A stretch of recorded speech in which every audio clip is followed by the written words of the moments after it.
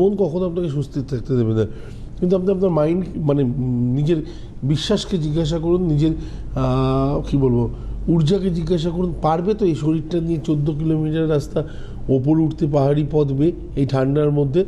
দেখবেন কোথাও না কোথাও উত্তর যদি হ্যাঁ আসে, চলে যান, 100% দর্শন পেয়ে যাবেন। ওখানেও বৈষ্ণবদেবীতেও দর্শন হয়। পুজো তো আমাদের এলাকাতে যে ঠাকুরগুলো হয় সেগুলোকে পুজো বলা হয়। তারাপীঠে পুজো দিতে যাচ্ছি, কালীঘাটে পুজো দিতে যাচ্ছি, দক্ষিণেশ্বরে পুজো দিতে যাচ্ছি, আলটিমেটলি হয় দর্শন। আপনি যে পুজোটা দিচ্ছেন আপনি বাড়িতে বসেও পুজো করতে পারেন। আমি বারবার করে একটাই কথা বলি যে ঈশ্বর লাভটা আলাদা জিনিস, পুজোটা আলাদা জিনিস। আপনি 56 ভোগ সুন্দরভাবে সাজিয়ে রেখেছেন ঘ্রাণেন অর্ধভোজন, তো সেই জায়গাতে ভগবান যদি তার ঘ্রাণ থেকে সেটাকে ভোজন করে থাকেন তাতেও কোনো সমস্যা নেই, তার দৃষ্টিতে যদি ভোজন করে থাকে তাহলে সেক্ষেত্রেও কোনো সমস্যা নেই। তো দুটো রাস্তা, তিনটে রাস্তা এরকম বেরিয়ে যাবে। আপনার মনকে শান্তি দেওয়ার জন্য যেটা আপনার পারফেক্ট মনে হবে সেটা করুন, কিন্তু কোনো কারণেই ভুল করবেন না। বা ভুল করা মানে হচ্ছে পাপ।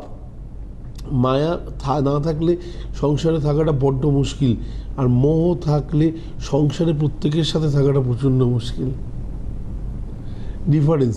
মায়া হচ্ছে আপনাকে কেউ ছাড়তে দেবে না। আপনি যে মুহূর্তে বিছানায় শুয়ে শেষ নিঃশ্বাসটাও নিচ্ছেন সেই সময়ও দেখবেন মায়া এমন একটা জিনিস, প্রত্যেকটা লোক আপনার হাতের মধ্যে হাতটা ধরে রয়েছে,